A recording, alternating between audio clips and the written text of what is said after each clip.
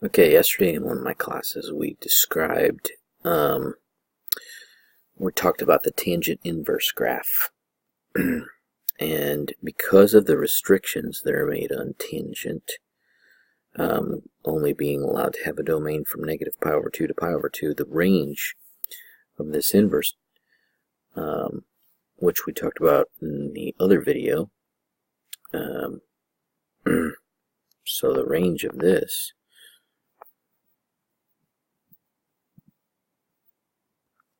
is the negative pi over 2 to pi over 2. And of course it's got the same domain, or the domain which was the range of the old tangent function, which was all reals. So we talked about what this picture looks like, and it's, instead of having a bunch of these stacked on top of each other and failing the vertical line test, we have only one of them, and it passes the vertical line test. For those of you wondering why I'm talking a little softer, it's e-learning day. I recorded one of my videos out in the van, but I got cold, so I came inside the house. So other people are sleeping while I'm recording this. In fact, you're probably sleeping while I'm recording this.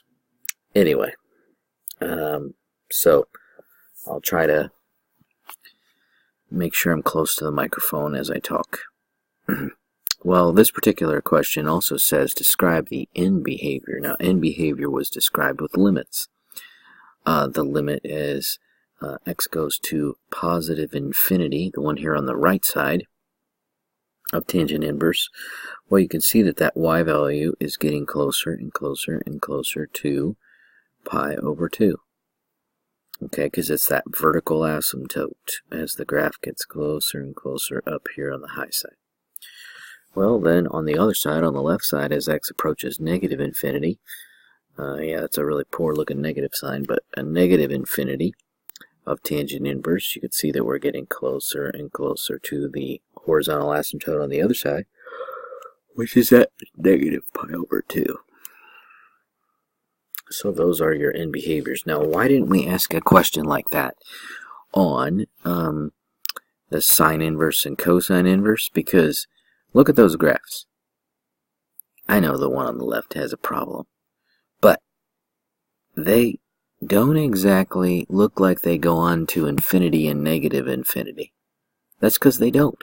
They have stopping points. So, since they have stopping points, I can't talk about their end behavior. Not in the same sense of the word as what we did with the tangent inverse. Okay, so let's look at the situation of the triangle that you see in front of you. Now, how do I know that x could be placed on the opposite side and that 1 could be placed on the hypotenuse? Well, it has everything to do with what I see right here. Okay? Because that right there is x over 1. And if we're dealing with the sine function, so the sine of theta is x over 1, if you would solve that for theta, you would find out that theta is equal to sine inverse of x over 1.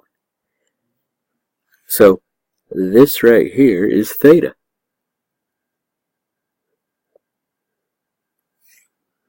So inside here, that part right there is theta. So this question really is asking for the sine of theta.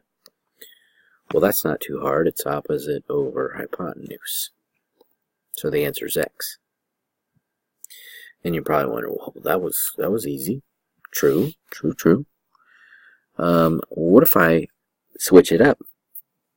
And so now I'm looking for the cosine of theta. Now, understand that this part in here told me how to build the triangle. It really did tell me how to build the triangle. Alright, but the cosine, well, cosine, that's adjacent over hypotenuse. But I don't know what that bottom edge is, so maybe I have to think a little bit here. Well, if I use my Pythagorean theorem, right? I do square root 1 minus x squared. 1 squared minus x squared, to be truthful. Well, if you do adjacent over hypotenuse, that's what you get. Just like we got x over here. How about tangent? Tangent would be opposite over adjacent.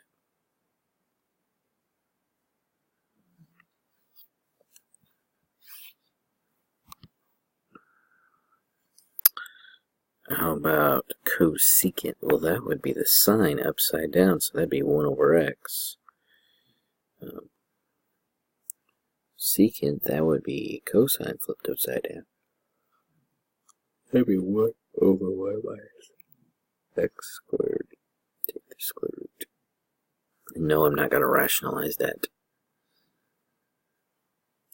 I mean, we can, but I think it's a little bit overkill.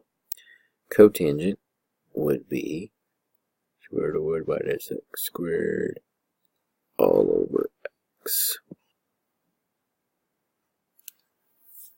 That would be your cotangent. Okay, as a trip down memory lane, I thought I would bring back a few geometry questions. When you look at right triangles, you need to be able to choose the trig function that you're dealing with. So for instance, in this number 1 question here, it looks like we have the adjacent side and we have the hypotenuse. So that's cosine. So this is cosine of theta equals 12 over 13. Now the question I have for you is, how do you get theta by itself? And the answer, just like you did back in geometry, is cosine inverse. And when you invert the cosine of 12 over 13, that's when you get your angle, which I need to get my calculator. Okay, so let's see here. Second cosine, gotta turn it on. Second cosine inverse. I better check my mode. Let's go with degrees on this. Yep. Switch that over to degrees. Otherwise, I'm going to get the wrong answer. Cosine inverse 12 over 13. Looks like we get a 22. Oh, was that 22.6? I almost need to reduce this a little bit.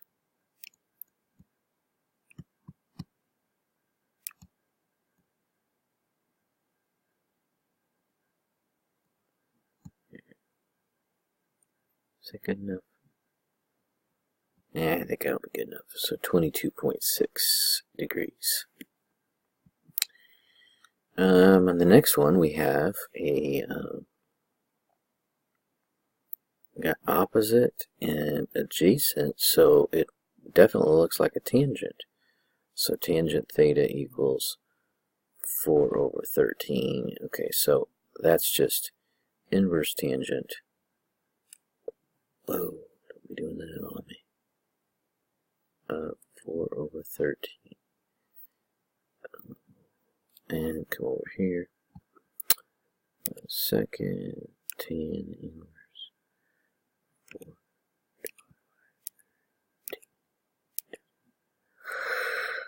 4.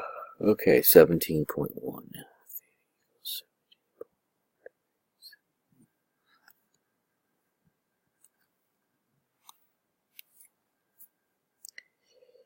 And on angle 3, theta. So over here by angle B, so we got opposite and hypotenuse.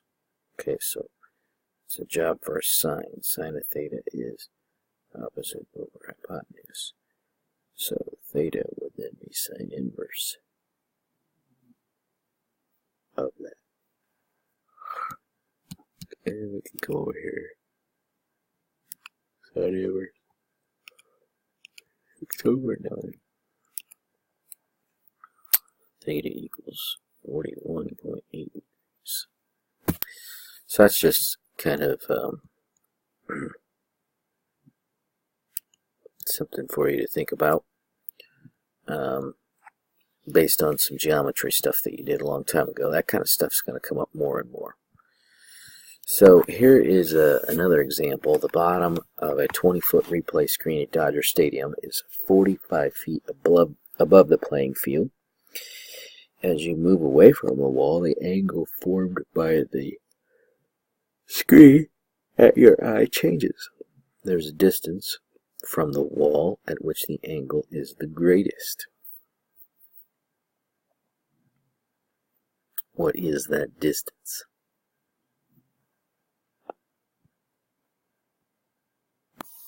You know, I think this is a good question for you guys to look at, but I don't think this is a good question to see on a test. You've got two right triangles, basically.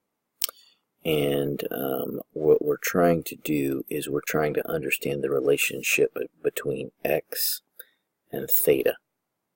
Now, theta happens to be the difference between two angles, right? You got theta 1 and theta 2.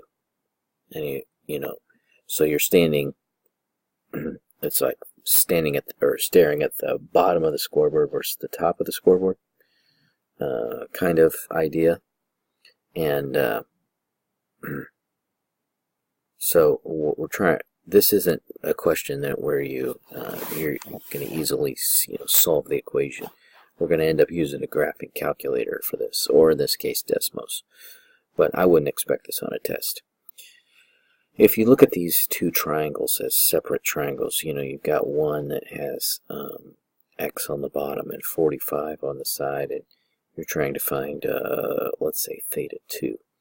Okay, so theta 2 is equal to the tangent of 45 over x. So that means that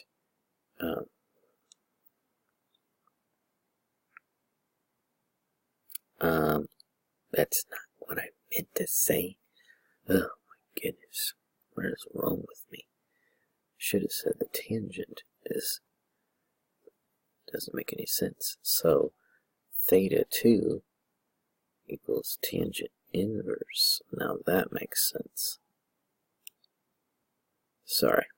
Okay, so theta 1, same type of situation.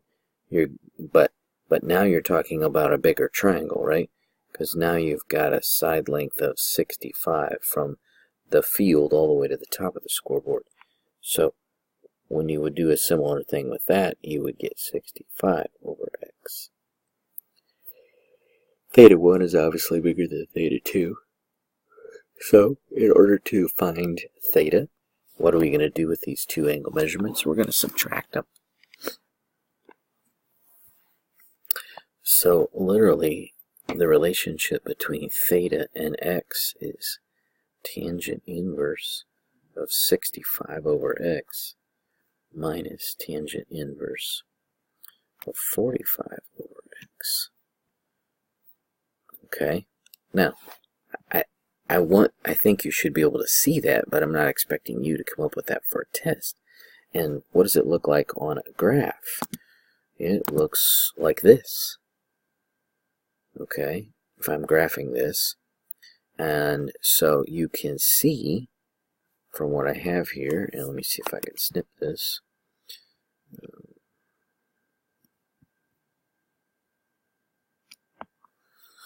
You can see that the maximum occurs at this point right here at the top. So if you are 54 feet away from, you have a 10.47. It's the maximum angle. So that would be the ideal distance away to see this scoreboard. Or I should say, your angle gets less if you go closer, and your angle gets less if you go farther. So the screen will be maximized at that particular distance. Just more applications of right triangles, that's all. Okay, I know you need to do some of these odd questions for homework coming up here, so let's do a few of these together without using a calculator. So I see right in here that it says sine inverse of 1/2. So if they're talking about sine, that's a y value, and 1/2 is a y value right here. Sine inverse, remember, let's just review here. Sine inverse, maybe I should just do colors. So sine inverse would be this side of the circle. Okay, so that'd be sine inverse.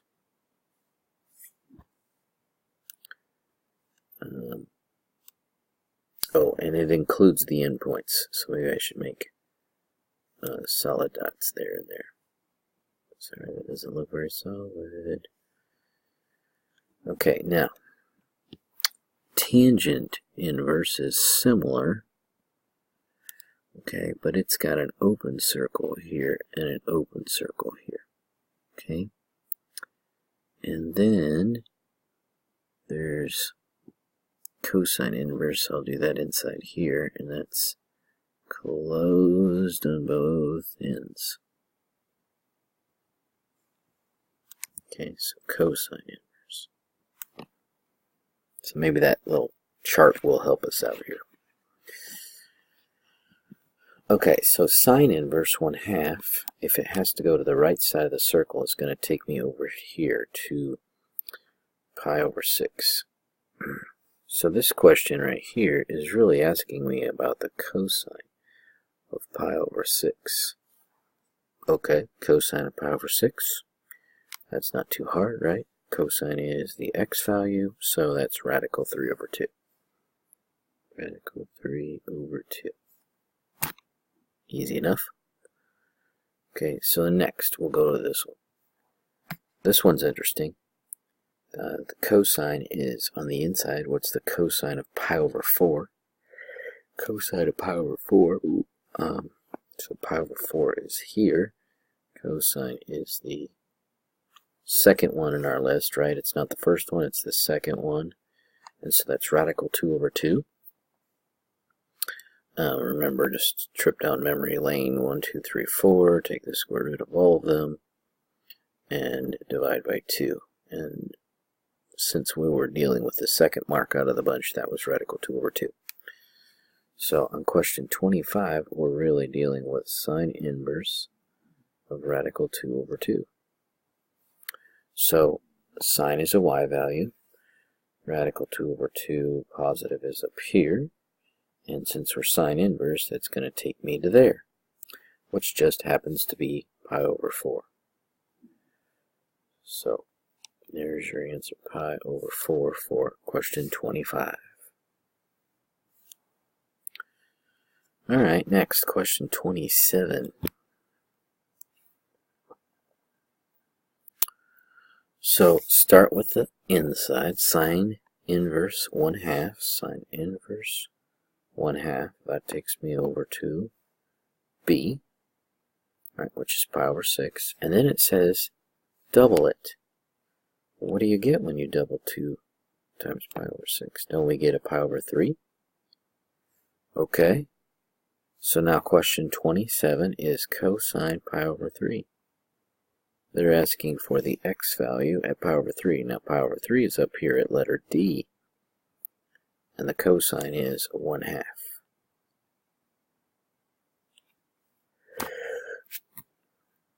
So, starting with the inside part, then I work my way to the outside part. I think if you kind of follow my logic there. So, cosine pi over 3. Alright, so cosine pi over 3, we just talked about that, it's 1/2.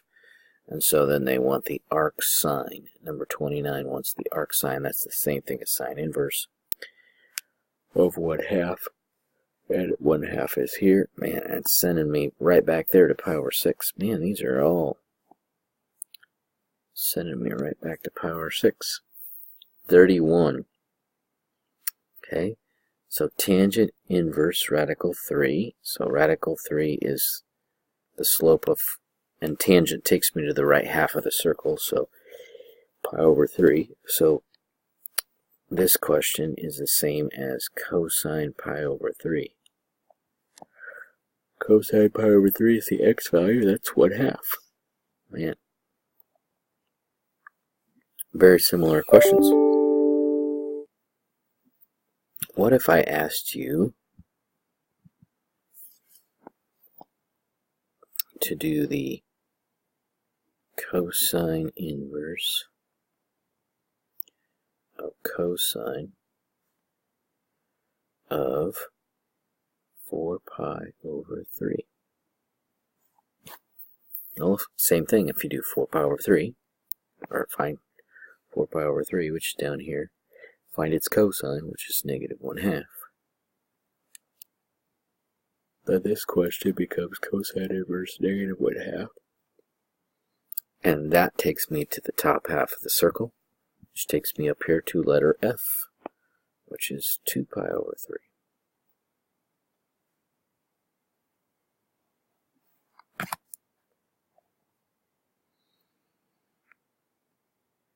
What if I did that same exact question, but it was sine? So sine inverse of sine of 4 pi over 3. Well, sine inverse, or sine of 4 pi over 3, what is that? Negative radical 3 over 2. So sine inverse of negative radical 3 over 2. Okay, that's going to take me to the right side of the circle. Now, I know you would be tempted to call that 5 pi over 3, but that's not inside the range of the inverse sine function. Remember, the inverse sine function goes from negative pi over 2 to pi over 2, so they call this one negative pi over 2, they call this one negative pi over 3 in the world of inverse sine.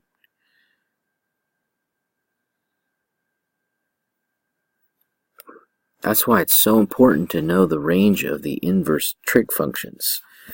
You know, we talked about that way up here. I'm sorry I'm making you all dizzy, but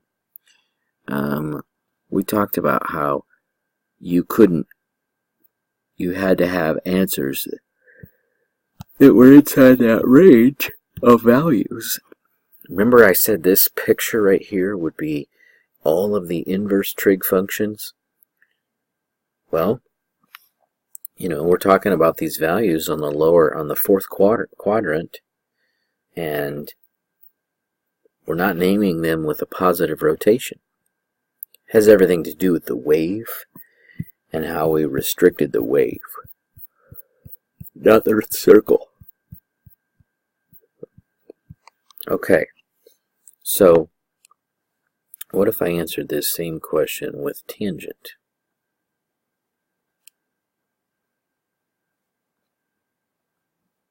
You'll notice that these three examples that I'm doing here at the end all involve the same trig functions, where the ones above mixed them up. Well, the tangent of 4 pi over 3, okay, tangent of 4 pi over 3, same thing as the tangent of pi over 3 is letter D, which, or it goes with letter D, I'm sorry. It's actually radical 3. So tangent inverse of square root 3. Okay, so tangent inverse square root 3. So what that's doing is it's taking me through the origin, because remember I have to get to the right side of the circle. Okay, so it's taking me all the way up to letter D at pi over 3. So if you follow these three examples, when you have, now it doesn't really apply to these examples up here at the top of the screen, because as you can see, they are mixing the trig functions most of the time, not all the time. I see number 26 up there, doesn't mix them. But if you keep them both sine and sine inverse and tangent inverse, cosine inverse, what you'll notice is this idea that we are sine inverse takes me to the right following the y values. Cosine inverse takes me up following the x values. Tangent inverse takes me through the origin following the slopes of the lines. If they mix the trig functions together, it's best to just find the part inside and then go to the outside function. So you just kind of work your way out.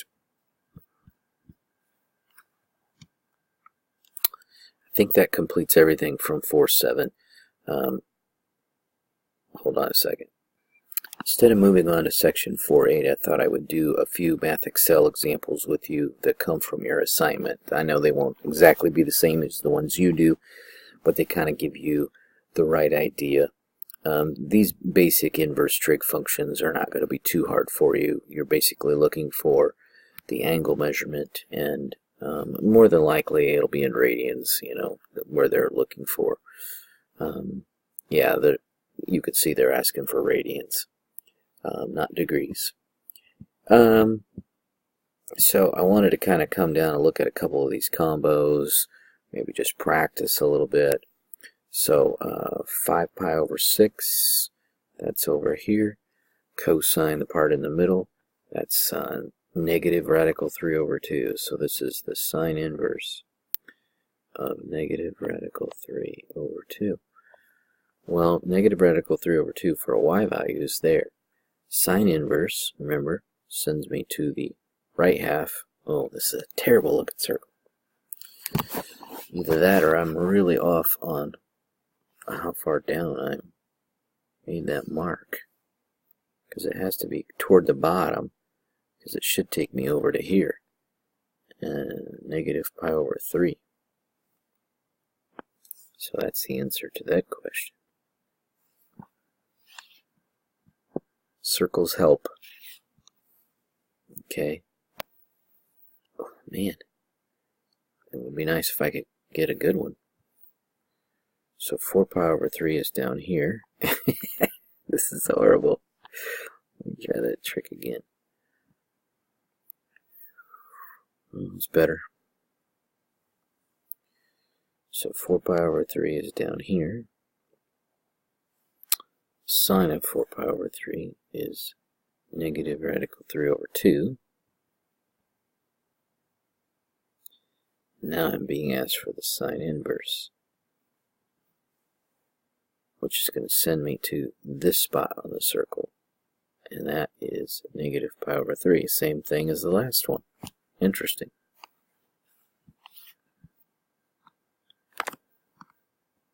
Okay, let's look at number 9 here. Number 9's a little, it throws kids off. If you were asked to get rid of this thing right here, what would you do to both sides? Hopefully you would say, I'll take the sine inverse.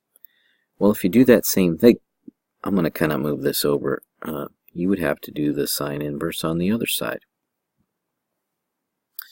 So these two would cancel out. Well, look at what's left.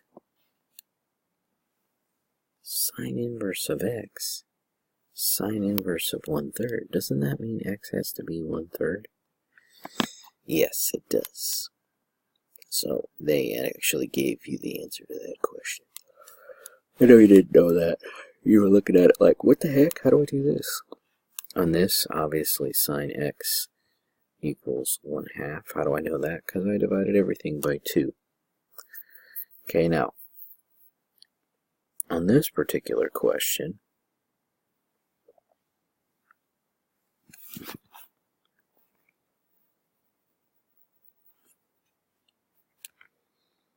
so the sine of x is 1/2. That's a y value, and it's 1/2. It actually hits the circle in 2 spots. And if I were to look at this as a wave, okay, if I were to look at this as a wave, 1/2 would hit the wave twice as well. But you know that it hits the wave because, you know, the wave continues forever. It's going to hit it a lot, right? It's going to keep hitting it forever and ever and ever and ever and ever. So, some of the answers are based on this angle, which is pi over 6. In fact, that one shows up on the graph right there. on the wave.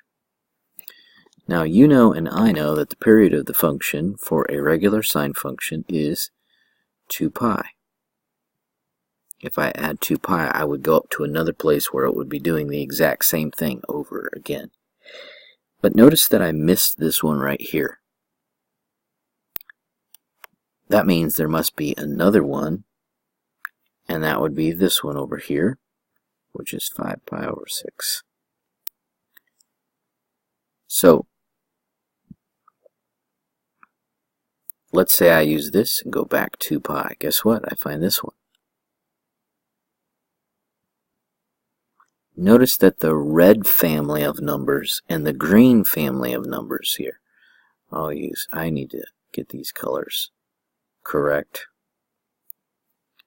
The red family would be this one.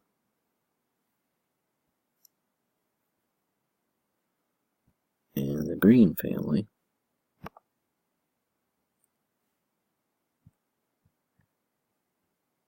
would be that one.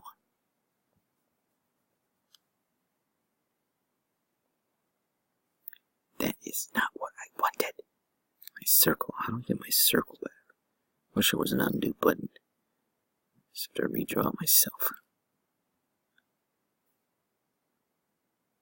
Oh, this is not going to work. Not well.